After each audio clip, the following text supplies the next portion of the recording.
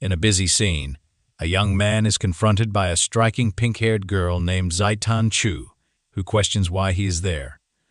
Meanwhile, her companions are calling her towards a nearby cafe. The young man, Qin Li, is the target of Zaitan Chu's sharp words.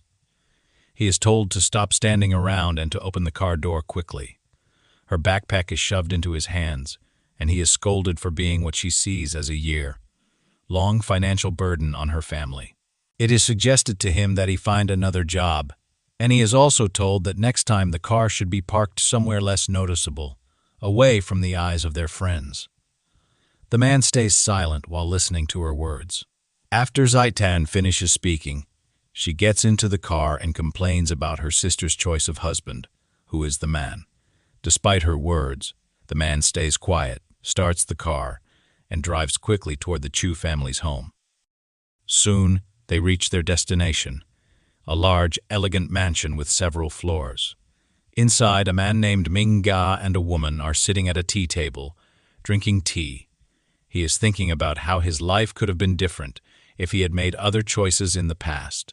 He asks when the woman's daughter will arrive, and the woman replies that her daughter is still working at her job, so she's not sure when she'll get there. This woman is a childhood friend of the man's wife, and there's a hint of disappointment in her voice when she thinks they might not see her. The man then wonders about her fiancé, having heard that he rarely leaves the house.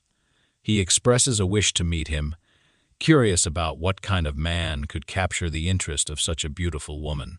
He finds it strange that she even brought her fiancé to her mother's house, as that's not something she usually does. After some time, the man and his companion get back to the house. The girl's mother calls from the second floor, asking him to come downstairs, noting how he usually heads straight to his room as soon as he gets home. The girl adds her voice too, urging him to hurry. It's clear there's some tension in the way she speaks to him. Later, she decides to investigate further, approaching his room cautiously. She gently pushes the door ajar and asks if he now thinks of this place as his home or if he just acts like he owns it. The room is dimly lit, cloaked in darkness.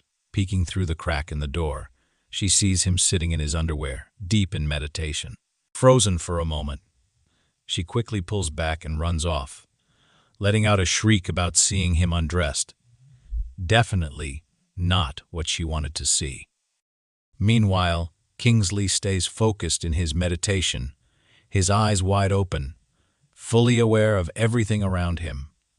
A shimmering blue energy dances in the air, and at one point, he opens his eyes. Between his palms, a swirling mass of plasma flickers, reflecting on the past 10 years. His thoughts fill with a sense of triumph. He finally succeeded. It feels like he spent an eternity working toward this moment, but as he parts his lips to speak, only a series of barks escape his throat. The realization hits him. He hasn't spoken a single word in a decade. His jaw and vocal cords have grown stiff, making even the simplest sounds feel strange and unfamiliar. It's a bizarre feeling, and he knows he'll have to retrain himself to speak. Afterward, hearing his mother-in-law's urgent calls from downstairs, Qin Li hurriedly dresses and leaves the room. At the same time, we see the very plant next to where Qin Li underwent his transformation, now lush with greenery and blossoms. The girl's mother begins a tirade, accusing him of pretending not to hear and questioning his strange behavior. Beside her, the childhood friend of his wife stands with a smirk, clearly unimpressed by the whole scene. Unbothered, Qin Li boldly speaks up, showing no admiration for what the girl had discovered earlier. The childhood friend steps forward and extends his hand to Qin Li, introducing himself with a steady gaze. As Qin Li meets his eyes, the man leans in, whispering that he's heard rumors about Qin Li being mute. He also knows Qin Li had asked to stay at the house. With a confident tone, he calls Qin Li an enigma, claiming he's familiar with such characters. Then he issues a warning, telling Qin Li not to try any tricks, boasting that he's sharp enough to see through any deception. Adding more insult, he implies that Qin Li's proposal to the girl was driven purely by material gain, making him unworthy of her. Throughout this verbal attack, Qin Li remains silent, listening to every word. Finally, the man smugly offers 10,000 to speed up Kingsley's departure. But then, Kingsley grips his hand with such force that the man lets out a scream, his smile twisting into pain. Afterward, Kingsley calmly introduces himself, and both his wife's sister and mother-in-law are stunned. They had believed him to be mute, but here he was, speaking clearly. The other man, equally shocked, demands to know why Kingsley had pretended to be silent when he could speak all along.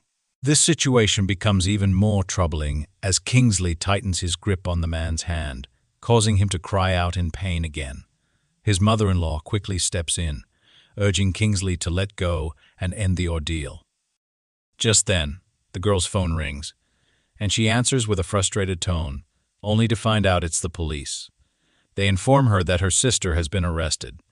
Kingsley's demeanor shifts instantly, his concern evident as he asks about the situation. The girl explains that her sister is facing issues at work, which led to her being taken into custody. Kingsley's emotions churn with worry and frustration. Without a word, he turns on his heel and storms out. His mother-in-law watches him leave and asks where he's going, suspecting he might be running away from his wife's problems. Meanwhile, another person present questions the girl about Kingsley's sudden departure. She explains that there have been challenges at her workplace, with the police surrounding her office and demanding the arrest of a specific individual. The man reassures her, stating that their family's wealth and connections will quickly resolve the situation and offer help. It's clear the woman has a fondness for him, judging by her behavior. The chaos intensifies as the events are relayed to the Eagle Company's jurisdiction. Suddenly, a fiery-haired woman loudly proclaims that everyone involved will face jail time today. The crowd turns to her, taken aback by the severe allergic reactions visible on her face. She demands millions in compensation for damages and blames the company, further escalating the already tense situation. Kingsley enters the scene, cutting a striking figure. She stands tall, her long purple hair flowing around her as she moves closer to assess the situation. Among the crowd, her sharp eyes catch sight of her mother. With a slight smirk, she remarks that any girl demanding millions must have hit her head, though the injury doesn't seem too serious. Next, there's her childhood friend, a guy who confidently points out that thousands, if not tens of thousands, of women use the company's cosmetics without any issues. So the problem likely isn't with the products. Flashing a grin, he mentions that the city's police chief is an old friend of his, implying that the girl won't have an easy time pushing her claims.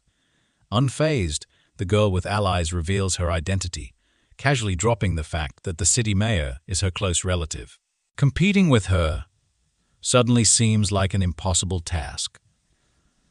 The guy, caught off guard along with everyone else, quickly changes his approach, distancing himself from the company entirely. He even goes as far as acknowledging the girl's plight, suggesting that the company might owe her compensation. Before he could continue, Kingsley steps into the scene calmly. He approaches the girl with allergies, asking for just 10 minutes to fix the situation. With confidence, he promises that in that short time, he can restore her face to its former beauty, ensuring there will be no further complaints. Meanwhile, his wife watches in shock, still reeling from the fact that he is speaking. Until now, she had believed him to be mute, and hearing him articulate such clear, rational thoughts left her utterly stunned. To say she was taken aback would be an understatement. Her childhood friend feels disheartened by Kingsley's sudden arrival and boldness, firmly believing that Kingsley's actions will only bring more disgrace to the family. Kingsley's wife, already stressed by the situation, questions his intentions. With everything going wrong, his antics could make things worse. Kingsley calmly reassures her, stating that she doesn't need to worry anymore because he has changed. He declares that from now on he will embody true masculinity. His adversary, however, smirks in disbelief, unimpressed by Kingsley's newfound confidence. To him, words don't define manhood, and he believes Kingsley is still the same despicable person he always was. Others in the room are equally shocked by Kingsley's ability to speak. Many who knew him thought he was incapable of speech, some even regarding him as worthless, perhaps a mere pawn of the Chu family. Undeterred, Kingsley approaches the red-haired girl with blemishes on her face and confidently tells her that he can restore her beauty. The girl, however, isn't immediately reassured by his words, admitting that she's reluctant to trust easily. Kingsley, understanding her hesitation, promises that he will take on all the risks and be fully accountable if things don't go as planned. After a moment, the girl nods in agreement. At that moment, Kingsley's wife rushes over, expressing her concerns about the potential harm to her business. Kingsley, leaning in slightly, tells her that the marks on the girl's face are just regular burns. He then asks his wife to fetch something for him. The red-haired girl, still unsure, asks if he's really confident it will work. Kingsley insists it's necessary and reassures her. His wife hurries off to get what he asked for, while his adversary continues to create obstacles, clearly intent on making things difficult. It becomes clear that despite the tension, Kingsley's wife harbors affection for him. His adversary confides that Kingsley will regret it if his plan fails. Later, Kingsley's wife returns with a bag of ingredients he had requested. She hands it over to him, pleading with him not to endanger her family with this risky endeavor. Kingsley reassures his wife that he won't fail. He knows he's alone in this task, with no one to depend on, and that the outcome rests solely on him. Laying the components on the table, he begins weaving his enchantments over them. The onlookers watch intently, their eyes glued to his every move as he carefully works his magic, explaining each step with precision. Finally, he announces that he's finished. What emerges is a concoction that looks like a murky brown sludge with an unpleasant odor. Odor and wisps of steam rise from the bowl. Kingsley instructs the red-haired girl to apply it to her skin, but she cautions him, warning that any adverse reaction would lead to serious consequences. Despite her hesitation, she complies, dipping a single finger into the mixture to apply it. Suddenly, Kingsley intervenes, plunging his whole hand into the mixture and slapping it onto her face, sending droplets flying everywhere. The girl screams in shock and rushes to the bathroom, much to the amusement of someone in the crowd who lets out a chuckle. Kingsley's wife watches with a mix of disappointment and regret in her eyes, while his opponent grins, satisfied that Kingsley may have made a huge mistake. It seems like everything has gone wrong, until a piercing scream echoes from the women's restroom. Moments later, the same red-haired girl steps out, her skin flawless and radiant, her beauty restored beyond anyone's expectations. Everyone stands in disbelief, none more so than Kingsley's wife's childhood friend, who hurriedly approaches him, eager to know how he pulled off such a miraculous feat. Kingsley, calm and collected, explains that he had studied pharmacodynamics long ago, which gave him the expertise to make this happen. Intrigued, the red-haired girl approaches Kingsley, asking if he could help her with other ailments. Kingsley nods, suggesting he can assist, but emphasizes the need for an examination first. She mentions her wealthy uncle and promises generous gratitude if he can help him. Kingsley agrees, and his wife, listening intently, struggles to understand the situation.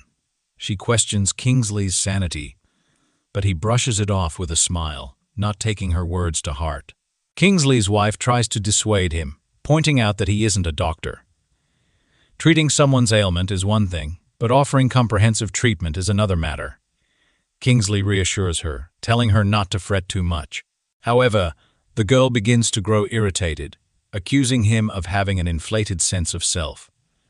She warns that the man might be seriously ill, and there might not be a cure, posing several challenges. Despite his wife's efforts, Kingsley disregards her plea and starts to leave. She tries once more to persuade him, but her attempts prove futile as he departs. He asserts his autonomy and decision, assuring her that his departure poses no threat to her or her family. The scene then shifts to a doctor, who highlights a man's evident distress. He inquires if there is any solution to the issue at hand. The doctor grimly informs him that the mayor's father's condition is worsening rapidly, surpassing their earlier prognosis. Just then, The fiery-haired beauty approaches and Kingsley falls into step beside her. She greets everyone and asks about her uncle's well-being. Upon learning of his deteriorating state, she visibly recoils in shock. Swiftly, she transitions to a solution-oriented mindset, mentioning that she encountered an Oriental medicine specialist earlier who might be able to assist them. The man scrutinizes Kingsley from head to toe, expressing surprise at his claim of being a doctor. The protagonist confirms he is indeed a doctor, but the mayor questions whether he has looked at himself in the mirror, noting that he appears too young. The mayor then requests to see Kingsley's license. Kingsley admits he doesn't have any documentation, which prompts the man to erupt in anger, accusing the girl of bullying him and asserting he won't trust his father's health to a charlatan. The girl apologizes to Kingsley for having to endure the outburst and suggests that he might need to leave. Suddenly, a nurse bursts into the room, urgently calling for assistance and signaling a patient in critical condition. Concern spreads through the corridor as they enter the ward. Kingsley trails behind the young woman and her companion. Inside, a man lies on a stretcher surrounded by medical staff. The mayor implores the doctor to intervene, but in a helpless tone, the doctor conveys the limitations of their abilities in this dire situation. The young woman rushes closer to her companion, seeking solace. She reminds her that she didn't come here alone and that Kingsley can help. However, the mayor doesn't take her words seriously, stating that if a qualified doctor, considered the best in the city, failed, then there's nothing Kingsley can do. Kingsley interjects, asserting that it is possible to help, but there's no need to waste time deliberating. All he hears in response is a demand to get out. Undeterred, Kingsley decides he needs to approach from a different angle. He offers the mayor a deal. If he can help Mr. Johnson, the mayor will issue an apology. If he fails, he could face imprisonment on charges of deception. The mayor erupts in anger, accusing Kingsley of dictating terms. Despite this, the woman insists that Kingsley should probably leave. Kingsley acquiesces, but just as he's about to exit the room, he remarks that he could have assisted Mr. Johnson, leaving them to ponder his words. Outside the ward, his wife waits for him, having evidently trailed him there. She inquires about his satisfaction with the situation and warns him against lingering, advising him to depart swiftly before he attracts serious adversaries. As Kingsley quietly tails her, he is suddenly jolted by a scream emanating from the ward. The ailing man begins to convulse, sending his son into a frenzy. Panic and cries fill the air, while the perplexed doctors struggle to understand the nature of the man's condition. The physician urgently directs a nurse to fetch a pacemaker. Then, the familiar flatline appears on the monitor, accompanied by the heavy silence that follows when the heart ceases its rhythm. The doctor expresses regret, conceding their powerlessness in the face of this tragic situation as the man's heart stops beating. The mayor inquires of the doctor about the cause of the sudden change, noting that just moments before, while the patient's condition was dire, everything had seemed relatively stable. The doctor responds with a somber tone, suggesting that this outcome was inevitable. He emphasizes that there's no need for self-reproach and that acceptance of the situation is key.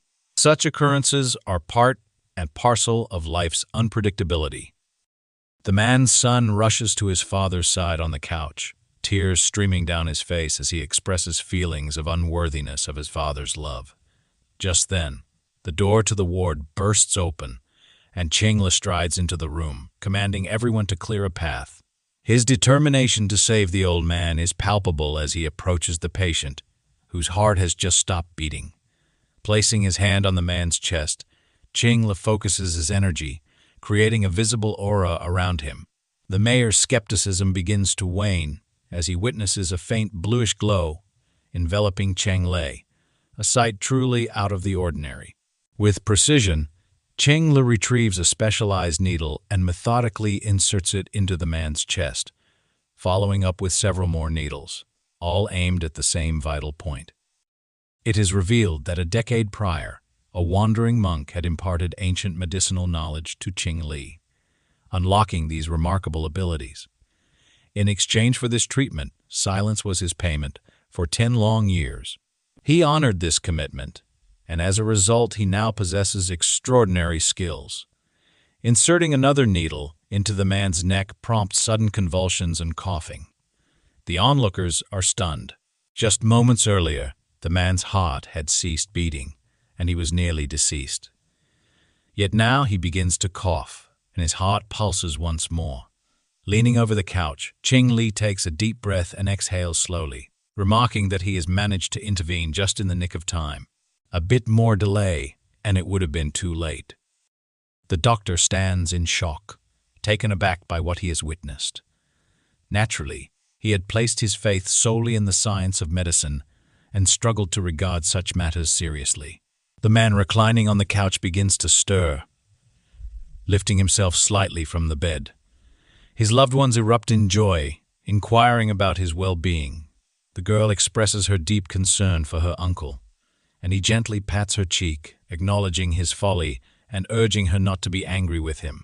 Qin Li lingers for a few moments, realizing his outsider status amidst the family celebration of their cherished one. As he makes his departure, a sudden sound catches his attention from behind. One is calling his name. Turning swiftly, he finds the mayor kneeling before him. The mayor offers an apology for his previous conduct, acknowledging his inappropriate behavior. Qin Li reassures him, suggesting not to take things too personally and expressing his willingness to assist. He expresses relief at the man's healing and recovery. The red-haired woman also seeks forgiveness from Qin Li and then requests his account details to transfer $500,000 as a token of gratitude for his remarkable intervention. Qin Li exits the room, leaving the group inside to marvel at his expertise. Their voices carry into the corridor, filled with admiration and disbelief. His wife, wearing a discontented expression, remarked on his high demand that day. She expressed her belief that he preferred not to interfere in others' affairs, which took Qin Li back. After all, he had just saved a man's life, literally bringing him back from the brink of death. Meanwhile, around the corner, the childhood friend of Qin Li's wife seethes with anger at his increasing success, clearly intent on stirring up trouble. The scene shifted to the Chu family home, where Qin Li's mother engaged in conversation with his wife, inquiring about her well-being. The wife reassured her that everything was under control, urging her not to fret. Qin Li lingered momentarily before heading toward his room, observing the interaction. His mother-in-law, noticing his presence, instructed him to carry on with his usual chores and not to loiter. The wife, feeling exhausted, mentioned that she could barely stand and intended to retreat to her room for some rest. Complying with the instructions, Qin Li began his cleaning tasks. After completing them, he entered his wife's room to inform her of his progress. To his surprise, he found a young woman in a short, sheer nightgown practicing yoga. It was an unexpected sight that momentarily intrigued him, but he quickly averted his gaze, feeling the heat of embarrassment rise to his cheeks. The young woman noticed him and mentioned that her sister had warned her about someone engaging in inappropriate behavior in the room earlier. Qin Li explained that there had been a misunderstanding.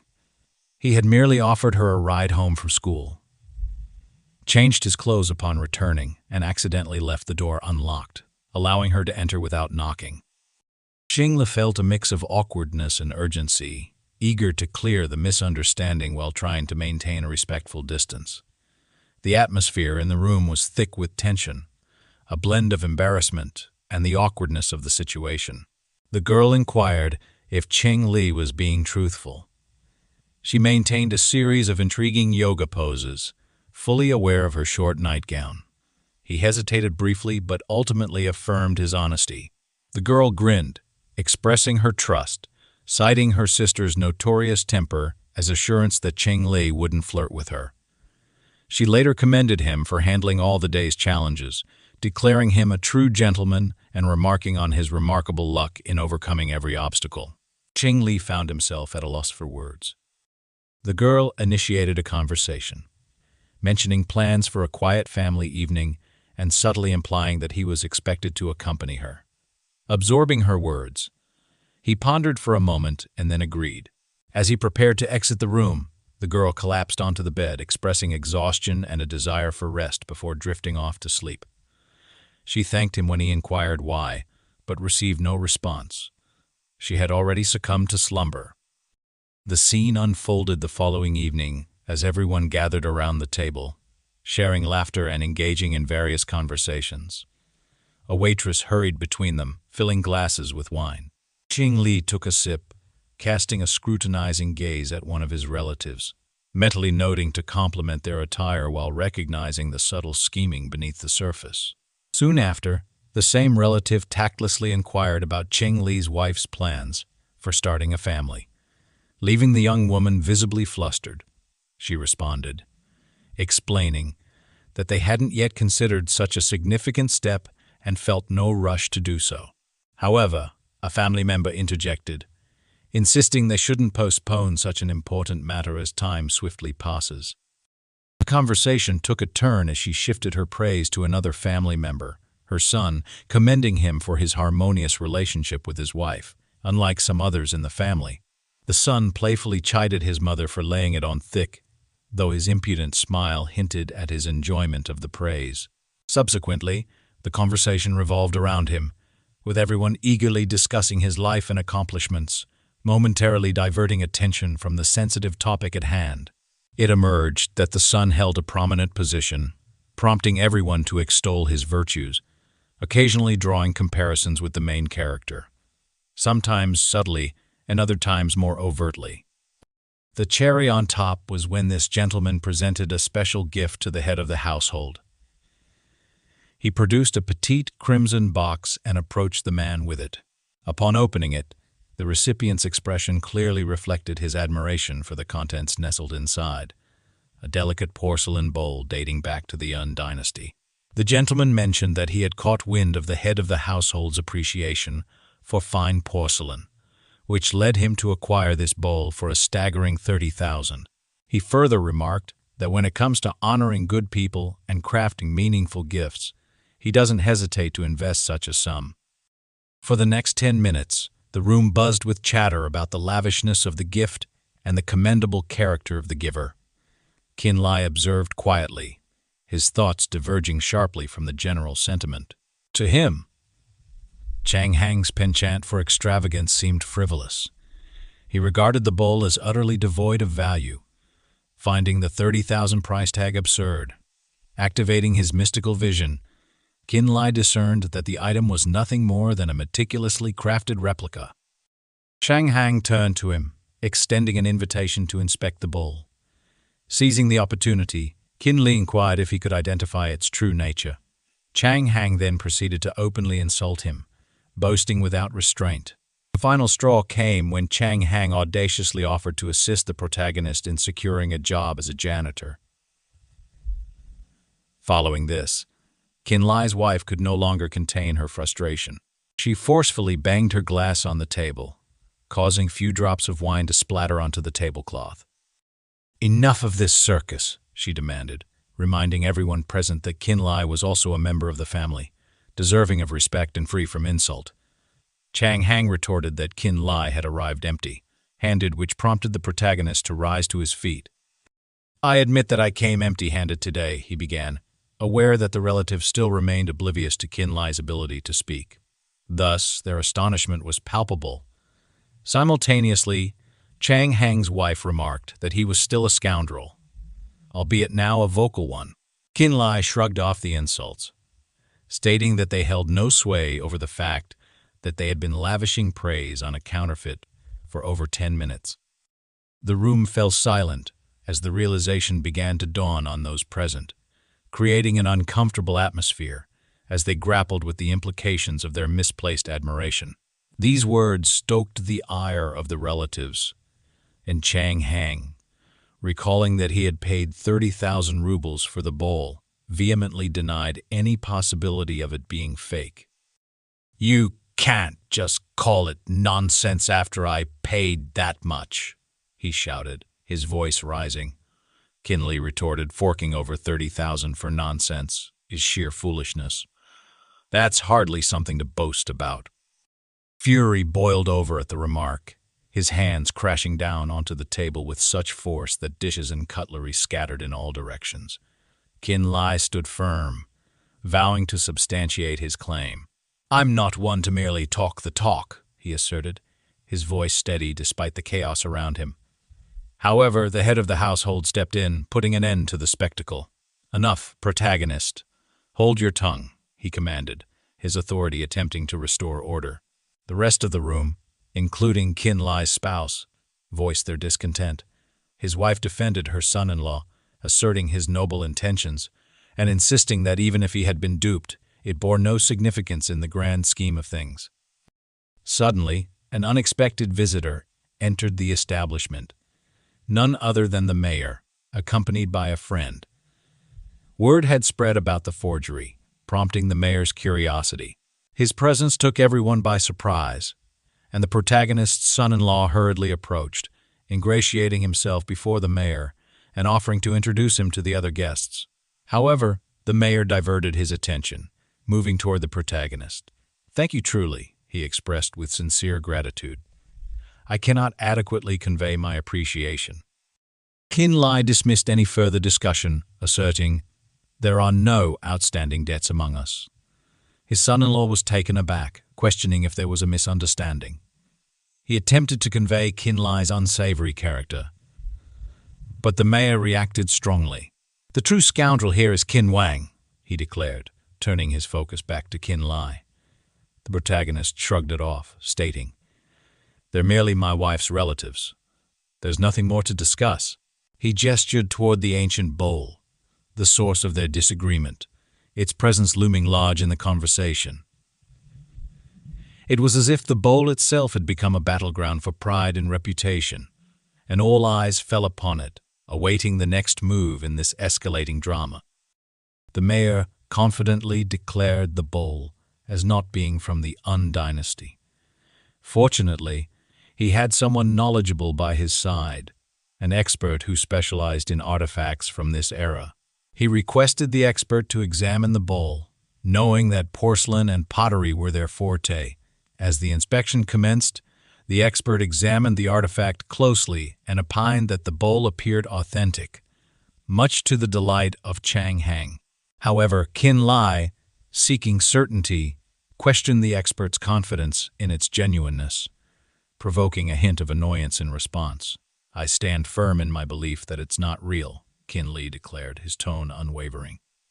The expert, attempting to maintain his composure, patted Chang Hang on the shoulder and remarked, "Now I understand what you find so appealing about this individual."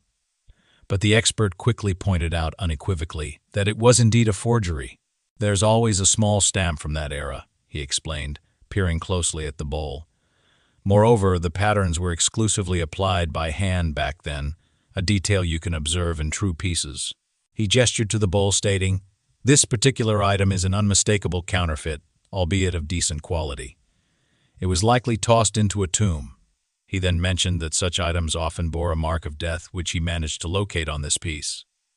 The atmosphere shifted as the guests grew louder, tension rising in the room. Chang Hang's mother erupted in a tirade directed at him, but he attempted to diffuse the tension, his frustration evident. The expert, sensing the shift in mood, warmly embraced Qin Li, praising his keen eye for recognizing the replica amidst the high-quality antiquated craft. "Your perception is astute," he commended. The mayor, eager to seize this serendipitous encounter, offered his hospitality, expressing it as an honor to engage in conversation with Qin Li. "I would be delighted to dine with you," he said, extending the invitation. Unable to let such an opportunity slip by, Qin Li informed his wife's relatives that he had an engagement with the mayor for dinner and would return promptly. Their reaction was one of astonishment. Many perceived him as lacking stature, and the women began to question the image they had formed of him. Left alone with his thoughts, Qin Li brooded over the concerns of the world. A fellow guest confided in him, revealing that another wave of misfortune had befallen their family. Both my family and I are deteriorating, he said, his voice heavy with worry. Despite undergoing extensive medical examinations and tests that show no apparent cause for our declining health. Curious, Qin Li inquired if he could assess the man's pulse. The man consented, and Qin Li placed his hand on the man's wrist, focusing intently. After a moment of contemplation, he appeared deep in thought. "What do you find?" the man asked, his curiosity piqued. Qin Li explained after your family dinner, "You ought to prioritize a visit to the mayor. It would be wise to adjust any existing plans accordingly." Expressing gratitude, the man indicated his intention to await Qin Li's return at his residence, displaying confidence in a favorable outcome. "I'll take your advice to heart," he said, a glimmer of hope returning to his eyes. The scene concluded with Qin Li assisting the head of his wife's family into the car, a gesture that perhaps indicated an overextension of his involvement. To understate it, Qin Li's delay was more than just a little. After ushering the man into the back seat, he announced that everyone else would leave, claiming he still had unfinished business. Stepping aside slightly, he pulled out his phone to map out his next move. The navigator dutifully began directing him as Qin Li traversed a nearby alley. Suddenly, he unexpectedly encountered his wife's childhood friend, accompanied by a group of armed individuals. Qin Li regarded them with stoic silence. His adversary wasted no time launching into an offensive tirade. "You're the root of all trouble, Qin Li. Just look at the 2 previous accidents. Those are your doing," he accused. "This behavior," he insisted, "warranted a lesson." Qin Li calmly explained, "At first I didn't recognize you and mistook you for a bug, which explains the sudden foul smell." His sarcasm didn't go unnoticed. The adversary, visibly angered, instructed his cohorts to assault the protagonist with swift precision. Qin Li deftly countered, distributing justice with his fists. Amid the chaos, bones shattered, limbs were injured, and jaws hung agape, testament to Qin Li's mastery in combat. He approached the largest man, who lay unconscious on the ground wielding a baseball bat. Placing his foot on the man's chest, he remarked, "You really didn't bring enough backup, did you?" The sight left his adversary astounded. Initially dismissing Qin Li as a mere troublemaker, he now witnessed him fight with the skill of a true ninja. Turning towards him, Qin Li derisively called him a mutt and beckoned him closer. All he received in response was a hasty retreat. Realizing the skirmish was becoming a diversion from his main objective, Qin Li sighed, aware that he was merely squandering time. Yet he also recognized that the mayor's residence was just around the corner. After a brief search, he succeeded in locating the mayor. He approached the inner common area and pushed the button, a distinct ringing echoing through the air. Moments later, the door swung open, revealing the mayor, who greeted him at the threshold. "We've been anticipating your arrival," he said, extending an invitation as he ushered Qin Li inside. As Qin Li entered, he sensed an atmosphere thick with tension. Abruptly, a voice erupted from an adjacent room, causing the mayor's expression to shift. Concerned, he hastened towards the source. "What's going on?" he inquired of his wife. She relayed the troubling news, her voice strained. "The infant has fallen ill once more, and now even lay people are observing a dark aura enveloping the child." It was apparent that sinister forces were at play, and Qin Li's instincts screamed that this was no ordinary illness. Qin Li entered the chamber to find the child suspended in the air, wailing incessantly, while a malevolent presence loomed ominously overhead. Urged by the family patriarch, he sprang into action, reassuring everyone that there was no cause for alarm and vowing to take charge of the situation. The malevolent force inhabiting the child's form bellowed at Qin Li to retreat, but he stood firm, unwavering in his resolve. Extending his hand toward both the demon and the child, he invoked his power. A brilliant flash illuminated the room, and moments later the child collapsed onto the bed. The toddler's parents began to panic, but Qin Li halted them, cautioning that more was yet to unfold. The child's mother grew irate, chastising her husband for inviting a stranger into their home. Remaining skeptical of Qin Li's abilities, her husband hushed her, acknowledging the urgency of the situation with grim determination. Qin Li noted the severity of the circumstances, realizing that time was slipping away. He inserted a needle into the child's forehead while clutching a radiant azure orb of energy in his other hand. Once more, the sinister presence loomed over the boy, then ascended higher into the air before dissipating into nothingness. As the child regained consciousness, he called out for his mother, who rushed to his side, exclaiming his name and enveloping him in her arms. Qin Li reassured her that it was all over now, and that the worst had passed. Yet simultaneously, his curiosity was piqued, driving him to seek the origin of such malevolent force. He lowered himself to the floor, peering beneath the bed while inquiring if anything new had been introduced into the household. The father asserted that there was nothing unusual, merely some stone lions that had been placed recently near the entrance of their home. This piqued Qin Li's interest further, and he decided to investigate outside. As he approached the stone lions, he studied them carefully, searching for any sign of dark energy. His instincts urged him that something was amiss. Suddenly, he noticed a small purple pebble nestled within the mouth of one statue. Carefully, he plucked it out and scrutinized it, feeling an unsettling energy radiating from it. His mind raced as he realized this tiny object could be the source of the troubles plaguing the family. Just then, another individual approached, questioning whether all the troubles truly stemmed from this insignificant stone. Qin Li nodded in affirmation, detailing the sequence of events and explaining how this seemingly innocuous pebble had wreaked havoc on their lives.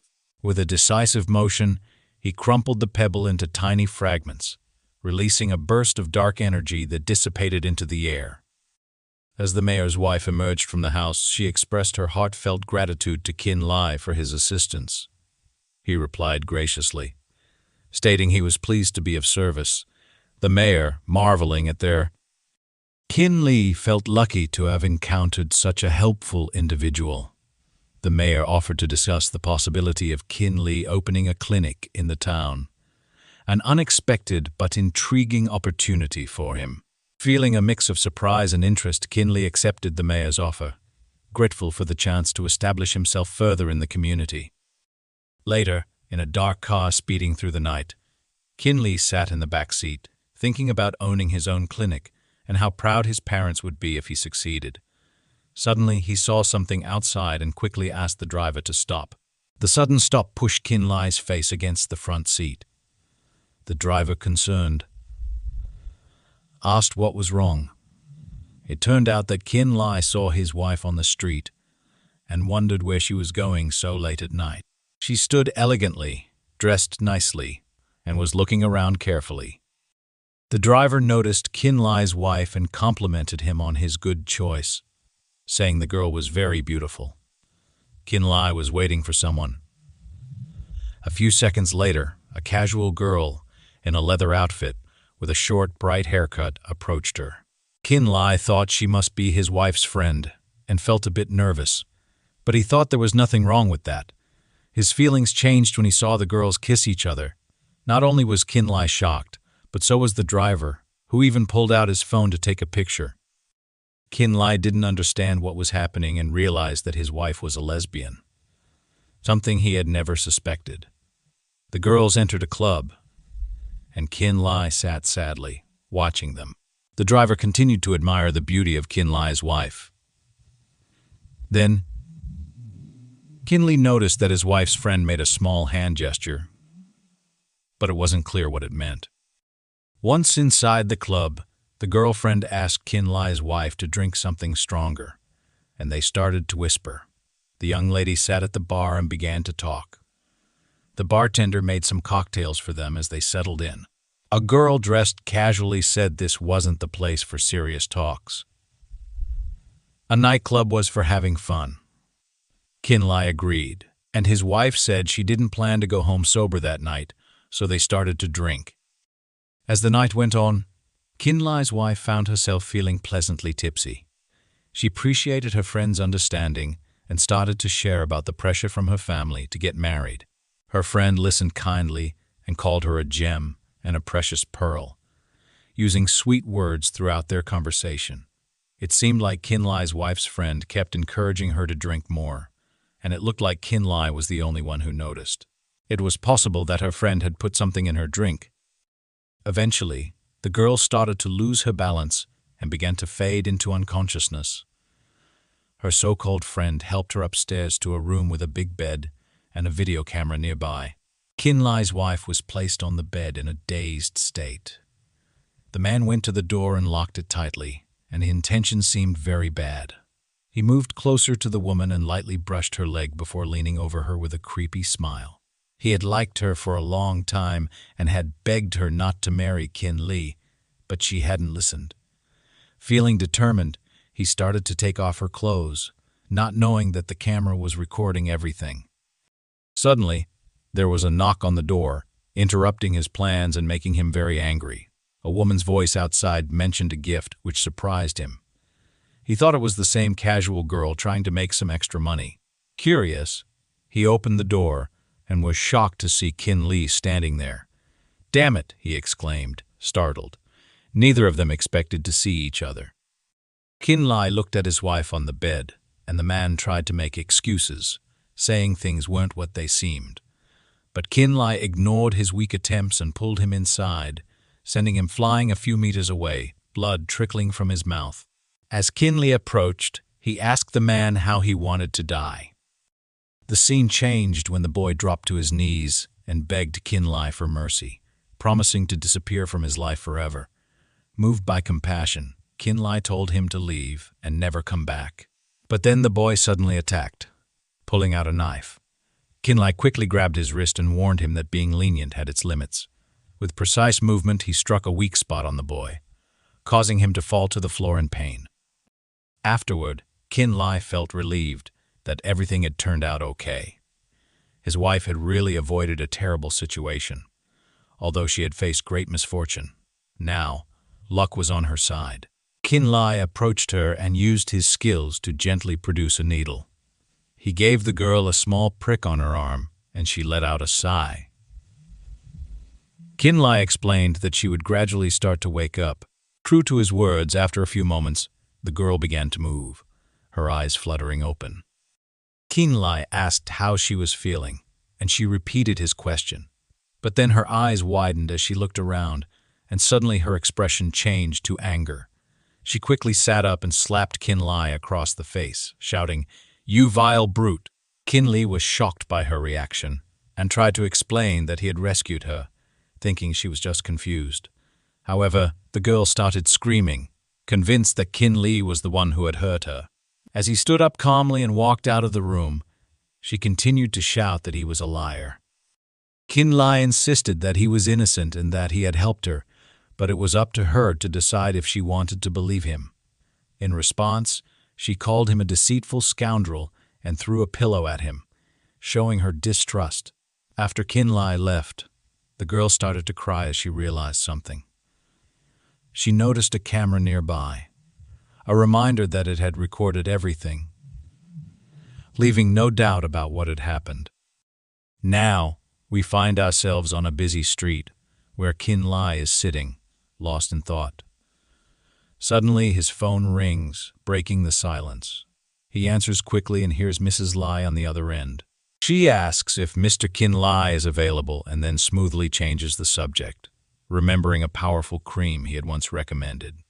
Mrs. Li expresses how happy she is with the results, stating that it changed her skin's texture. She wants to buy more of the amazing product and asks for his help. Qin Li asks how much she needs, and she assures him that she will need 2 jars. When he returns home, she offers him 2 million for them. Qin Li agrees, but notes that the price is quite low. Mrs. Li laughs and tells him not to turn down money in the future. She also says she is willing to help sponsor him after hearing about the clinic opening. Qin Li chuckled and thanked Li Yang for her kindness. The scene then shifted to Qin Li's wife's room. An old war clock struck exactly 1:00 in the morning, and and the gentle glow of the moon illuminated the room. A young woman lay on the couch, clutching a pillow tightly as sadness consumed her. She couldn't sleep because she had seen the footage on the camera and now knew the truth. She felt responsible and blamed herself for what had happened. She imagined Qin Li's anger directed at her while her thoughts raced. Just then, Qin Li entered the room and asked why she was upset. He explained that he had been busy with other things. The young woman expressed her disappointment at his sudden disappearance without telling her. Qin Li looked at her meaningfully, which made her stumble over her words, clearly struggling to apologize. Sensing her difficulty, Qin Li suggested that her actions were understandable. The conversation shifted when the young woman started to worry about losing her job, looking very distressed. She then began talking about Li Wan and how often he interacted with her. Thinking this might lead to her getting fired, Qin Li asked what the connection was between them. She replied that it was a direct link. About her job, who would support the family. Finding a new job wouldn't be easy. Qin Li moved to the sofa across from her and sat down. He reminded her of how he had recently helped an elderly man, which led to the mayor offering to help him open his clinic. This showed that he had good earning potential because of his healing skills. His wife could easily join him in his work and help out, so there was no reason to worry. At first, the woman didn't fully trust Qin Li's reassurances, thinking he was just trying to comfort her. Without waiting for her response, he stood up and started going up the stairs, mentioning that the clinic would open soon. The woman had to think carefully about Qin Li's offers. She stayed silent, watching him as he walked away, wondering how much he might have changed in just a few days. Guilt still lingered in her heart. Meanwhile, at the Chu family's house, a girl kept ringing the doorbell and knocking loudly. Qin Li woke up and slowly walked to the door to see what was happening. When he opened it, he found a classmate of both him and Kanan, along with her best friend. She urged Qin Li to stop standing there like a statue and to let them inside. It seemed she had started to come over on her own, and it was clear that she found it funny that her friends had married someone like him. Qin Li remembered how hard it had been to deal with her the last time they went out together. Their guests started calling her friend and mentioned that they were going out shopping and then somewhere else. Meanwhile, a car zoomed over the bridge, blasting loud music. Qin Li was driving and his wife and her old friend were in the back seat discussing their plans for the day. The car stopped, and the girlfriend of Qin Li's wife jumped out shouting, "We're here." They had arrived at an exclusive auction that was hard to get into. As they approached the entrance, they met a serious-looking security guard. The girlfriend confidently showed her pass and mentioned that their driver was part of their group. Inside, they stepped into an elevator, and when the doors opened, they found themselves in a grand room filled with excitement, where a secret gem auction was taking place. Qin Li looked around, taking in the scene. A friend of his wife mentioned that the city's elite had gathered there and said Qin Li might find a great gem for his wife. He agreed, seeing the value in her suggestion. The host began announcing details about the next item for auction, a unique hermit stone. The crowd buzzed with excitement, and everyone started placing their bids. As the excitement grew, Qin Li's attention was drawn to a large box of stones. He focused on one particular cobblestone that seemed to have a strange energy coming from it, resonating with something deep inside him. While the host continued to talk about the hermit stone, the girls were caught up in discussing how amazing it would be to get it. Suddenly, they realized Qin Li was missing. He had gone to one of the owl workers to ask about buying one of the stones. He was holding a simple cobblestone, something that was just lying around and worth no more than 100. Qin Li explained that he only had a little extra money after buying a gemstone and asked for help cutting it. The girls found him, and one of them joked that even a pig could find something valuable in the trash. She had also heard that Qin Li was planning to start his own hospital, so his actions seemed strange. Usually, the real jewels were sold secretly. When the stone was cut, the worker went wild. Hidden inside the plain stone was a massive emerald. Everyone, including Qin Li's companions, was shocked. Soon, all the guests gathered around, staring at the gem in disbelief. They couldn't believe something so valuable had come from such a simple stone. Enthralled by its beauty, many people wanted to buy it. A girl quickly offered Qin Li 30,000 for it, along with a bonus.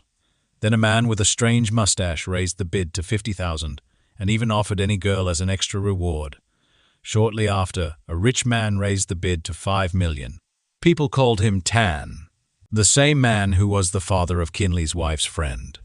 He repeated his offer of 5 million for the stone and asked if Qin Li was ready to accept. Qin Li said the decision to sell the stone was up to his wife, as it was meant for her. He pointed to her, and she was surprised by this but agreed to sell, especially since a rich and important person was interested. The man laughed and said that writing the check was just a small formality. He then walked over to Qin Li and asked how he was so good at finding hidden gems in plain rocks. Qin Li admitted that the stone looked just like any other at first glance, which made the discovery surprising. When asked why he picked that stone, Qin Li didn't want to explain. Mr. Tan respected his decision to stay quiet and said the stone now belonged to him.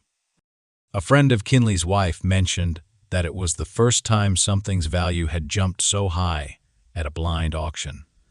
Suddenly, people began whispering that the nugget had split in two, making it almost worthless. The man who bought it just laughed and felt like he had been proven right. He wasn't upset and even invited Qin Li to join him in the jewelry business. Qin Li didn't know what to say, so the man told him not to rush and think carefully.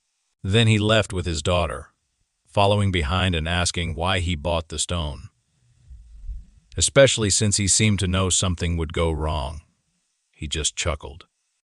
As Qin Li drove down the road with his wife beside him, she asked what he had been doing at the auction. He said he had been reading books about gemstones. He handed her a check, but she pushed it away, accusing him again of being unfaithful. Memories flooded back, reminding her of how he had pretended to be mute for 10 years. Qin Li, unsure of what to say, felt the heavy weight of their shared past. Flashbacks revealed a key moment when Qin Li had met a wandering monk who had given him important knowledge. Qin Li, hesitant to share all the details with his wife, firmly asserted that he hadn't deceived her for the past decade.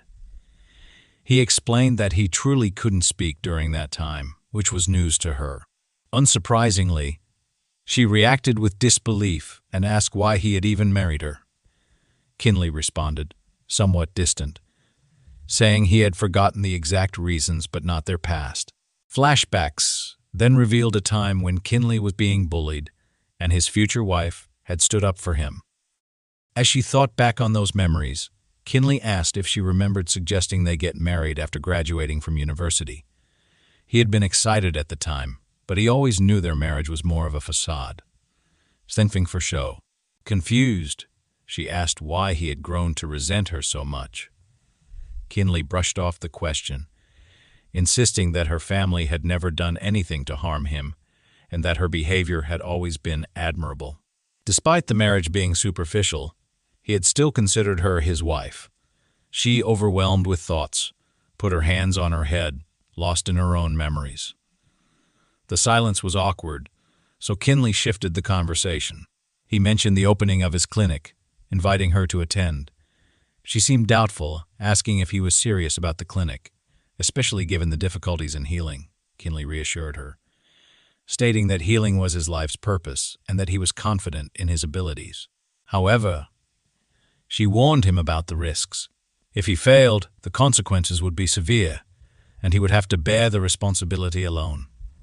Qin Li nodded in understanding, sensing that despite her harsh words, she still cared about his well-being.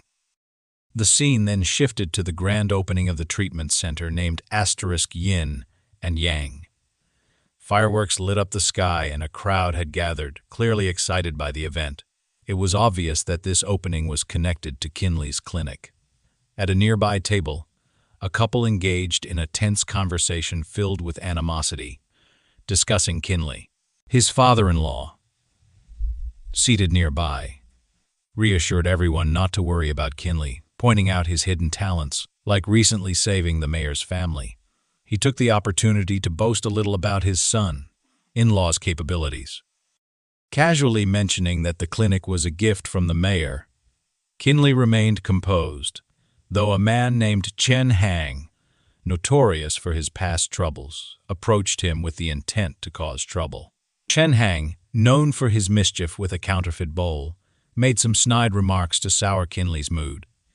When Chen mentioned that Qin Li's clinic was situated within his department, it was clear there was an underlying threat, implying potential trouble ahead for Qin Li. The city's mayor and the striking red-haired woman, both prominent figures, congratulated Qin Li on his breakthrough, presenting him with gifts in honor of his achievements. Their unexpected appearance left the guests in awe, especially Qin Li's envious relative, who had long been vying against him. Qin Li welcomed them graciously, urging them to come inside and join the festivities. However, his wife, visibly frustrated with his reluctance to share more about his success, remained silent. Suddenly, a piercing scream echoed from the street, interrupting the celebration. A cry for help that sent a chill through the gathering. It turned out that a young man had collapsed, and his father's desperate pleas for aid filled the air. Without hesitation, Qin Li rushed through the crowd, making his way to the man and assessing the situation with calm precision. While some onlookers suggested immediate hospitalization, Qin Li reassured them that he could help, urging everyone to remain calm as they brought the boy indoors. Once inside, the boy lay unconscious on the couch, his father kneeling beside him, racked with worry. Qin Li, focused and methodical, began his examination, quickly determining that the boy had been poisoned. His stomach was filled with dangerous toxins. He gently asked the father if he knew what the boy might have consumed. The father hesitated, clearly overwhelmed by his circumstances, and explained that his neighbor often helped watch the boy as he was frequently occupied with work after the passing of his wife. Qin Li, sensitive to the man's deep grief and exhaustion, could feel an oppressive darkness surrounding him, a weight of despair that had taken root. As Qin Li worked, a sudden commotion erupted. Several people barged into the room, accusing him of being a fraud, a quack with no credentials to practice medicine legally. They insisted that the boy be taken to a proper clinic where modern medical professionals could treat him. The Chu family representatives, including Qin Li's wife, seemed to agree, advocating for more conventional care. The boy's father, overcome with distress, glared at Qin Li, calling him a charlatan. Qin Li remained calm, but the urgency of the situation was clear. He tried reasoning with the father, explaining that there was no time to waste. The boy needed help now. As tensions mounted and the child's coughing grew more severe, Qin Li took command of the situation. He instructed the onlookers to clear a path, then swiftly produced a set of acupuncture needles. Ignoring the hostile atmosphere, he expertly inserted the needles into the boy's energy centers, concentrating on restoring balance to his body. The crowd watched in stunned silence as Qin Li's hands moved with it. Precision, every motion measured and deliberate. A few moments later, the young man regurgitated, releasing the toxins from his body. Almost immediately, a sense of relief washed over him, and he could breathe freely again. His father, overcome with emotion, rushed over to embrace him tightly. The boy, still a bit dazed, mentioned he was hungry, and his father, clearly overjoyed, chuckled and suggested they go grab something to eat. Qin Li, wiping his hands, calmly informed them that while the acute symptoms had passed, it would be wise to visit a medical facility for further tests to identify the poison's source. The father, overwhelmed with gratitude, began praising Qin Li, calling him a divine healer. The mood in the room shifted, and where there had once been doubt and skepticism, the crowd now murmured in agreement, acknowledging that perhaps Qin Li truly was a healer, not a charlatan as some had claimed. People began to express their satisfaction, admiration growing for the man who had just saved the boy's life. However, just around the corner, hidden from view, stood a figure silently fuming with frustration. His clenched fist struck the wall in anger. This figure was none other than the childhood friend of Qin Li's wife, consumed by jealousy. It was, in fact, this very man who had poisoned the child in a twisted plot to discredit Qin Li. But now, watching Qin Li save the boy, his plan had failed. Beside him sat an elderly man offering him calming advice. "Patience," he said in a low, gravelly voice. "Everything happens when the time is right."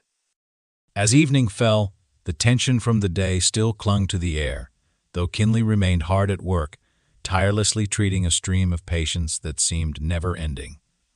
As the sun dipped below the horizon, signaling the end of a grueling day, his attention was suddenly drawn to an odd sight. A young girl perched in a tree, dressed in attire reminiscent of a ninja, with a stained knife in hand. Her intense gaze met his as she leapt down in front of him. Her stance was aggressive. Cautiously, Qin Li inquired about her intentions. The girl eyed him suspiciously before demanding to know who he was.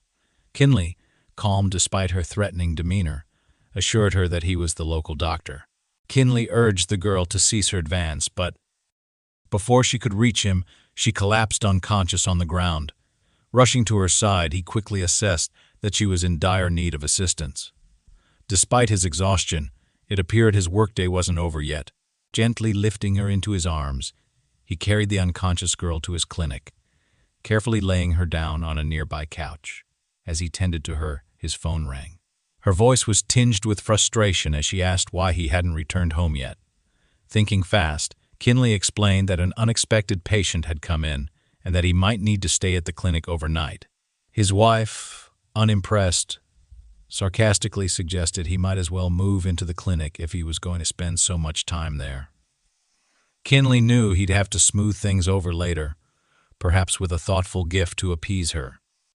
Turning his attention back to the unconscious girl, he carefully cut away her tattered clothing with a pair of scissors to examine her injuries.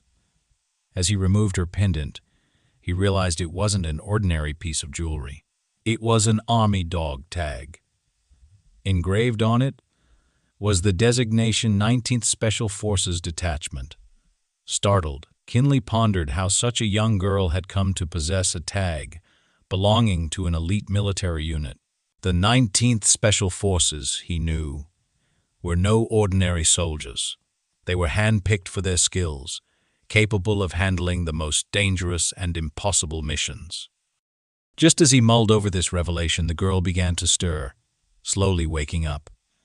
She blinked in confusion, her memories foggy, unsure of how she had survived. When her eyes focused on Qin Li, she asked if he had been the one to rescue her. He nodded, confirming that he had just barely managed to save her in time. A few more minutes, and it might have been too late, he added. The girl, still weak, struggled to sit up but eventually managed to stand on shaky legs. Qin Li, concerned, asked her about her plans. She admitted that she had nowhere to go, no home, and no idea of what to do next. Qin Li looked at her thoughtfully, then offered an alternative. "You don't have to be on your own," he said, stepping toward the window and drawing back the curtains to let sunlight flood the room. "I'm actually looking for an assistant, and I think you'd be perfect for the job." Surprised, she looked at him skeptically, unsure if he was serious. "You mean it?" she asked, her voice uncertain but hopeful. Qin Li smiled and nodded. "Absolutely." "What do you say?" He affirmed the sincerity of the proposal, assuring her of a monthly salary. "While it may not be a fortune, it would suffice for living expenses." Her astonishment grew at his rescue and subsequent care. It was evident he genuinely desired to aid her. She acknowledged that if he saved her, she now owed him her life. If her assistance could be of value to him, she was prepared to fulfill whatever tasks he required. Qin Li mentioned that he already had one favor to ask. She needed to return to the ward as she hadn't fully recovered yet. Just then, the doorbell rang. Qin Li opened it to find his wife's friend standing there with a sense of urgency. "On behalf of the Tang family, I officially invite you to participate in the prestigious Jasper Games," she announced with a grin. Taking the invitation in hand, Qin Li began to mutter something about not being prepared, but before he could finish, the friend grabbed his arm and pulled him along, determined to make sure he attended. The scene shifted to the bustling venue of the Blind Gem Auction, a place filled with excitement and anticipation. Qin Li, still somewhat disoriented from the sudden turn of events, was dragged along by the friend until she spotted her father in the crowd. "Daddy!" she called out, her voice ringing over the commotion. The man's face brightened at the sight of Qin Li. He made his way over with a warm smile and extended his hand. "I'm glad you could make it," Mr. Tang said, shaking Qin Li's hand firmly. Qin Li, taken aback by the warmth of the greeting, stood somewhat speechless. He hadn't expected such a reception. Mr. Tang didn't waste any time. "I'd like you to act as an observer at today's auction," he said, his eyes gleaming with intent.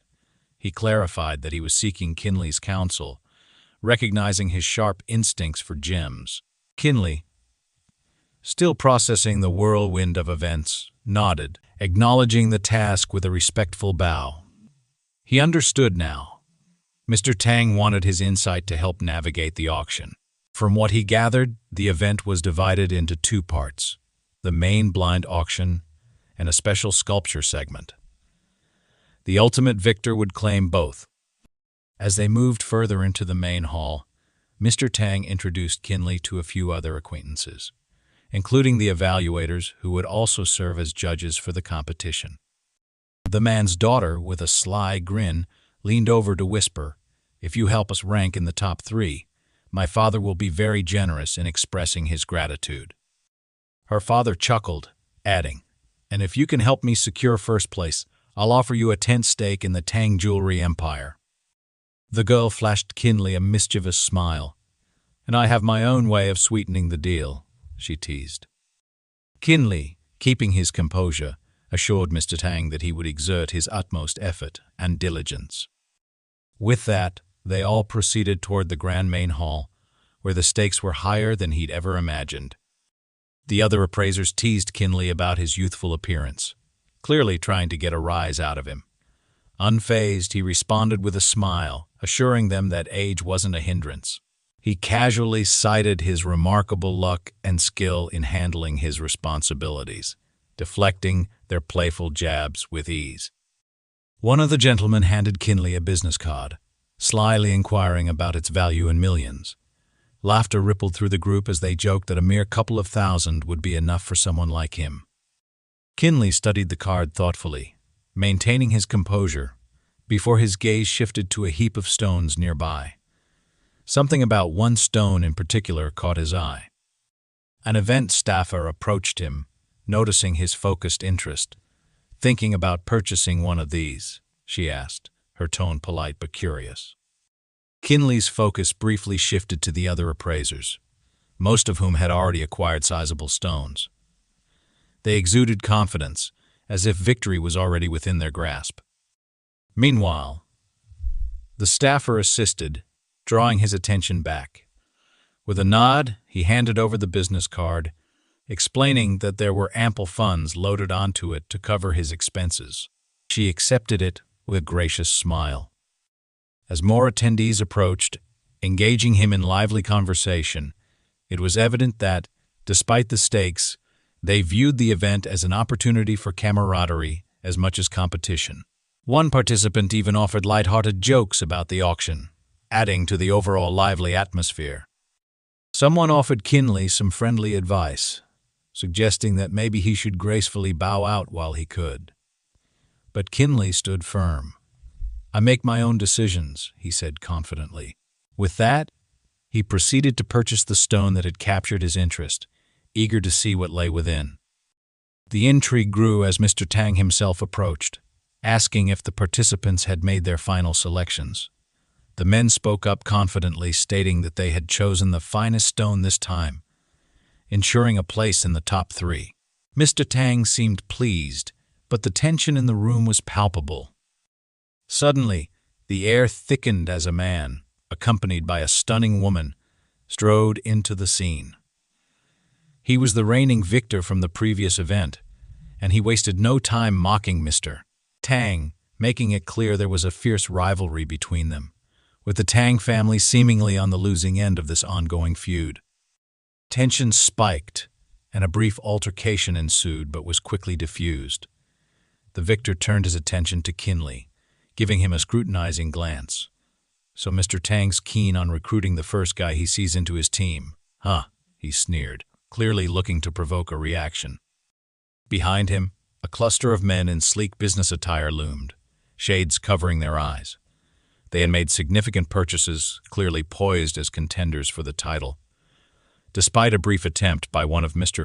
Tang's associates to smooth over the situation, the victor's presence cast a shadow of doubt. As the auction competition neared its conclusion, Mr. Tang approached Qin Li again. So he asked, his voice low and full of expectation, "What's the status of your stone?" Qin Li presented a small, unassuming pebble in a casket, eliciting laughter from Mr. Tang's team. The chuckle spread as Mr. Tang's face darkened with visible displeasure, feeling that Qin Li had squandered his investment. Meanwhile, the female presenter called for calm, unexpectedly hailing the discovery as something truly exquisite, prompting skeptical glances from the crowd. The stakes were already high, with the total value of the event climbing to around 160 million. As the evaluations commenced, Qin Li observed the reactions around him. Some appeared crestfallen, especially Cheyenne, who had spent a staggering 723 million on what seemed like a promising cut of rock. But when they unveiled it, the stone turned out to be a complete disappointment, leaving Mr. Tang's team visibly upset. The presenter's voice carried a hint of sarcasm as she remarked that Mr. Tang's performance today had been lackluster. However, she added with a glimmer of hope that there was still one stone attributed to him, meaning there was a final chance to redeem the day. With expectations dwindling, Mr. Tang watched as they began carving into Qin Li's stone. Initially, it didn't seem to stand out, but as the rock was cut deeper, something remarkable emerged, an imperial green emerald. The room was stunned by the revelation that such an unassuming stone contained something so valuable. It appeared that Qin Li's stone hadn't been a waste of money after all, much to the shock of the other evaluators, who couldn't fathom how such a small investment had outdone their massive wagers. Mr. Tang, who had been losing hope, suddenly found himself wondering if he should have placed his trust entirely in Qin Li from the start. His thoughts were interrupted as Qin Li moved toward his next discovery. Without warning, one of the men rushed forward, screaming for him to stop, but it was too late. Qin Li had already cut into his second stone. Inside was something even more extraordinary, a statuette made of rare red jasper. The crowd froze in awe as the rarity and value of the find became immediately apparent. The presenter was delighted, explaining to everyone that it was a unique piece of jasper, taking over 1,000 years to form.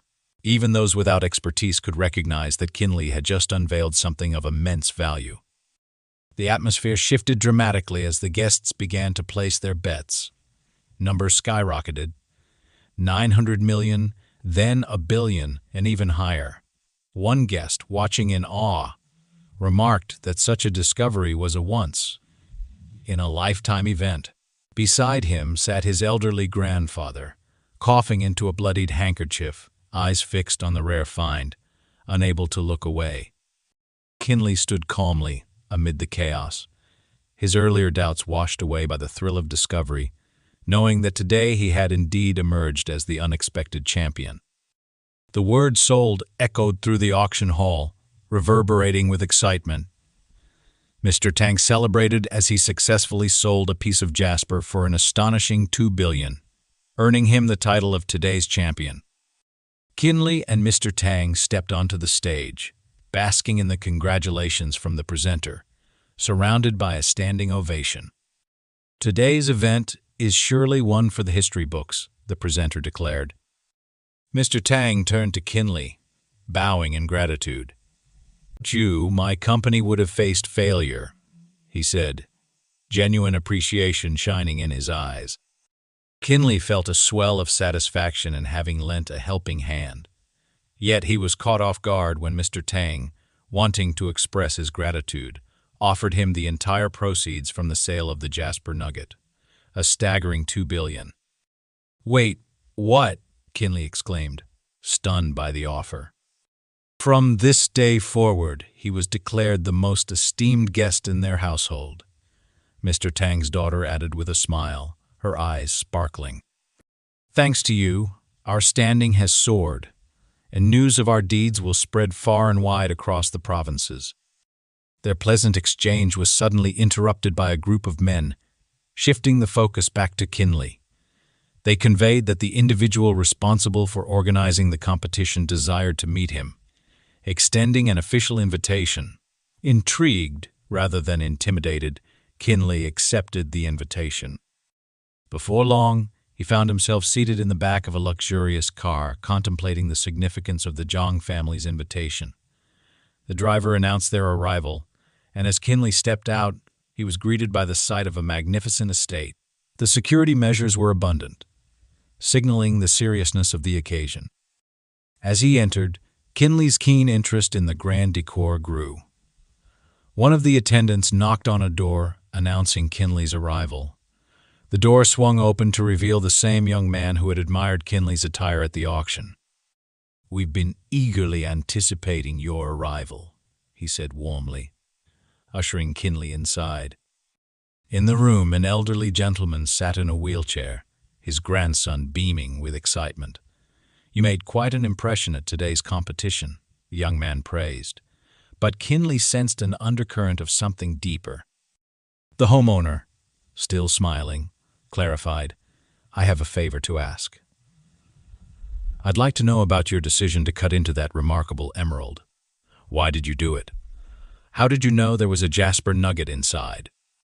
Qin Li smiled back, relishing the moment. "The moment the stone was in my grasp, I felt there was something special about it. Sometimes you just know when to take a risk," he explained. His words hung in the air, hinting at the intuition that guided him through the day's events, a blend of instinct and experience that had led him to this moment of unexpected fortune. He sensed that the old man held more than met the eye, a depth of history and wisdom that intrigued Qin Li, prompting him to ponder what lay beneath the surface. The elderly gentleman expressed a desire to locate the Jasper, suggesting that Qin Li's assistance would be invaluable.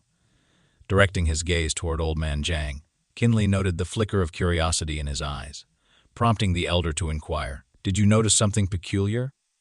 Qin Li hesitated before responding. "I sensed an underlying issue that might not be immediately apparent." The individual acknowledged his uncertainty about guaranteeing full recovery due to the man's advanced age and the severity of his illness, but offered what assistance he could. As Qin Li gently placed his hand on the old man's wrist to take his pulse, he was surprised to feel a significant presence of negative energy deeply ingrained within him. "There's more going on here than just age," he muttered under his breath. After some time and using certain techniques he had learned, the old man began to feel a noticeable improvement, astonishing both him and his grandson. Yet Qin Li cautioned, "This relief is temporary. We need to identify the root cause of your ailment." The grandson, observing his grandfather's reluctance to go outside, recalled recent gifts they had received. "What about that jade stand we got?" he asked, a hint of concern in his voice. Qin Li's expression shifted. "Jade can carry energy, especially if it's been disturbed, or if it came from a cemetery." He paused, observing the old man's expression shift from curiosity to alarm. "Prolonged exposure to such an item could indeed pose health risks," Qin Li explained. With a heavy sigh, the old man confessed, "I have felt the chill of the grave at night." The grandson's eyes widened, the pieces falling into place. "So the jade stand is the culprit behind my grandfather's illness?" Qin Li nodded. "I cannot guarantee a permanent solution, but I can help. However, I initially sought your expertise in stones, particularly the Jasper," he said, realizing the current circumstances made that pursuit seem trivial. The family, sensing his sincerity, insisted they were indebted to him for his assistance. The homeowner assured Qin Li that he could ask for anything, and all requests would be honored. "I appreciate that," Qin Li replied. "But aiding others is my purpose. I will help you search for the Jasper, but I have a single request." The young heir nodded, eager to fulfill it. Qin Li produced a photograph from his pocket, presenting it to the young man. It depicted him alongside his parents, both smiling.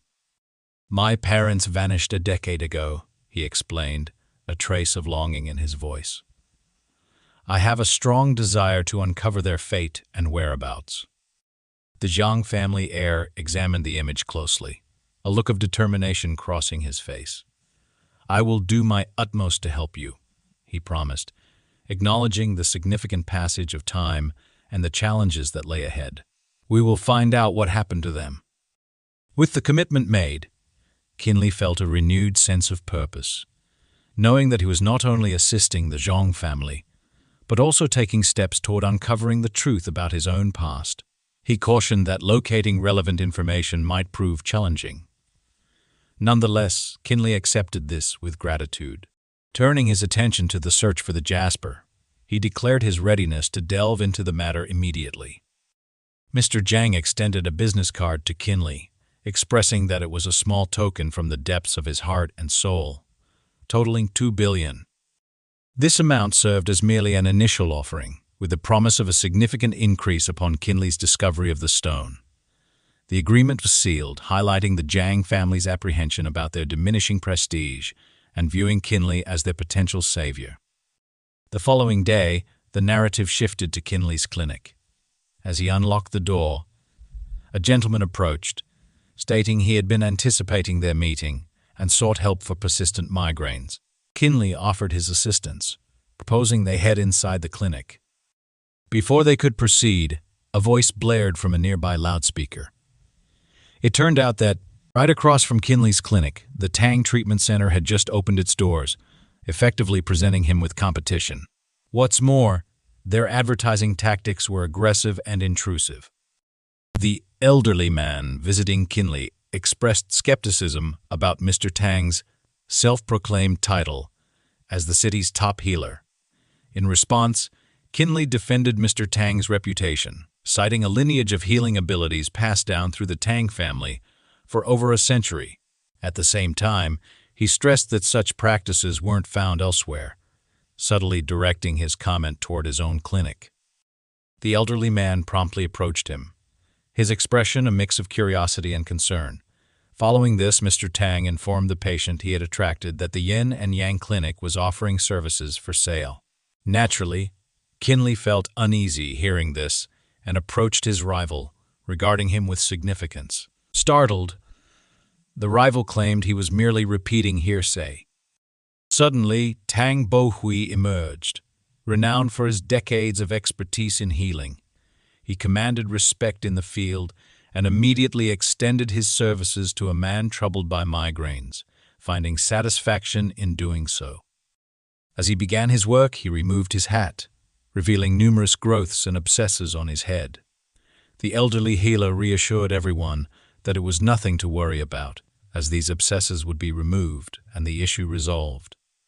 Qin Li observed the situation, noticing the old man reaching for the wrong tools. All that's needed here is a fire needle, Qin Li suggested, his voice steady and confident. In response, the elderly healer dismissed Qin Li's input, citing his extensive experience in treating Qin Li as a mere novice. As he started to address the abscesses on the man's head, Qin Li felt a sense of urgency rising within him. Attempting to intervene, Qin Li moved closer, but it was already too late. Agony echoed in the clinic as the patient cried out and collapsed. Swiftly maneuvering past those obstructing him, Qin Li was determined to aid the afflicted man. Despite the protests of the elderly healer, Qin Li was met with a forceful rebuke, asserting that patients were not to be treated as mere subjects for experimentation. Yet Qin Li's actions hinted at a depth of knowledge. Uncertainty loomed over the outcome, but with resolve, Qin Li carefully wielded a specialized needle, understanding the necessity of taking a calculated risk. In that pivotal moment, there seemed to be no alternative path forward. With precision and a steady hand, he injected the fire needle, and to everyone's astonishment, the man promptly regained consciousness. The tension in the room shifted as the elderly healer stared in disbelief, watching as the patient slowly sat up, groggy but alive. Qin Li offered a reassuring smile, quickly assessing the man's condition. "You'll be fine now. Just take it easy," he said gently. As the crowd around them began to murmur in awe, The elderly healer, now at a loss for words, could only stand back as Qin Li's skill and quick thinking turned the situation around. The master healer asserted his unbeatable ability in a fair contest and proposed a medical challenge to settle the matter. The terms were clear. The first to fail would be permanently barred from practicing medicine. Qin Li, undeterred, agreed to the duel, exuding certainty in his forthcoming triumph. As word spread near the protagonist's medical center, a crowd began to gather, drawn by the impending showdown between Qin Li and the esteemed elderly master. Speculation buzzed through the crowd about the outcome of this contest, with many anticipating an enthralling spectacle. As evening descended, the scene unfolded. An aged figure sat at a table, attended to by an assistant who seemed to be receiving gratitude for the assistance rendered. They appeared oblivious to the presence of the numerous individuals surrounding Qin Li's table. Many expressed admiration for his expertise, yet the elderly master harbored resentment, having dedicated over 3 decades to his craft, only to be potentially overshadowed by some youthful newcomer. At a certain juncture, he exchanged a knowing glance with his assistant and let out a pointed cough, hinting at some clandestine communication. Taking control, the master beckoned the next patient forward. "Hello, doctor," greeted the patient as the elderly man lifted his gaze, observing that the individual suffered from the same ailment he had just treated. Meanwhile, Qin Li diligently attended to his medical duties, focusing on the patient before him. The elderly master's assistant approached Qin Li. She appeared striking, with her notably large eyes. She expressed concern about experiencing dizziness and chest tightness lately, seeking his advice. As she took his hand, she maneuvered it toward her chest, an intimate gesture that caught Qin Li off guard. He quickly withdrew his hand, insisting on first measuring her pulse. Focused, he began his assessment, noting her rapid heartbeat, but finding no signs of internal organ damage. "You seem anxious," he remarked, maintaining his professional demeanor. Crowd's focus suddenly shifted to Qin Li's opponent as a man collapsed to the floor, gasping for breath. Concern rippled through the gathering as it became apparent that something was seriously wrong. Urgent calls for the man to be taken to a proper hospital filled the air, heightening the tension. Amidst the commotion, murmurs circulated about seeking help from the Yin and Yang clinic.